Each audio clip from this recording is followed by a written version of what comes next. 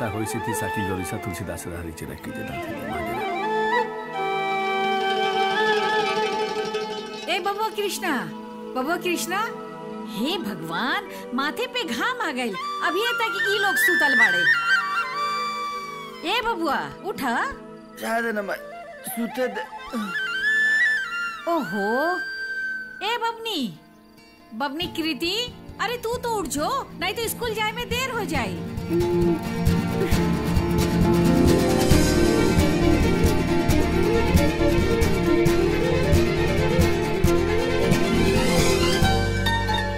Good morning दादी।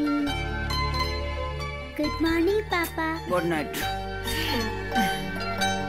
ए बबुआ आलसी मत बनाना, अरे कई को काम बा, चलो उठा। सब हो जाए ना माई, सुता देना, सर में बहुत दर्द बा। ठीक बा, सुतल रहा, जब जी चाहे उठ जाइया।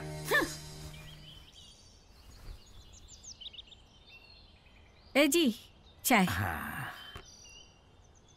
असुनी आपन सुपुत्र कृष्णा के जल्दी उठाई, मकई के बीज लावे खातिर सिवान भेजे के बा। ठीक बा।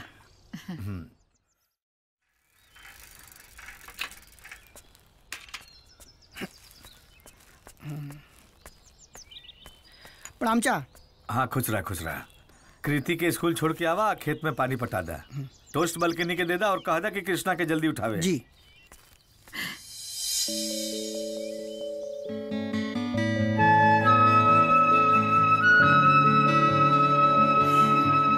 कृष्णा बबुआ कृष्णा।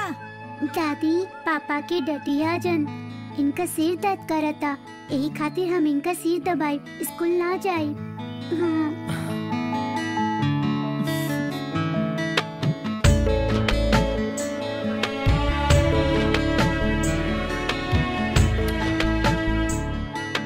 बेटा जा बस कर, थोड़ा स्कूल जाके लेट हो।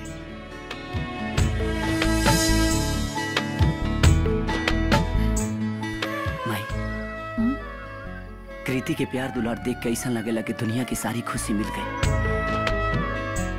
ये हमसे बहुत प्यार कर लेना माई। काहे न करी, सब लड़कन के मुंह से पहली बार माँ शब्द निकलेला, लेकिन कृति पापा पापा कह के होश संभल ले बिया। तू तो के अपन बाप समझ ले बेटा।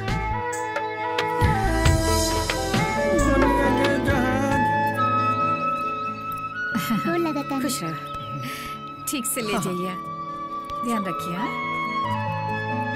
बाय दादी।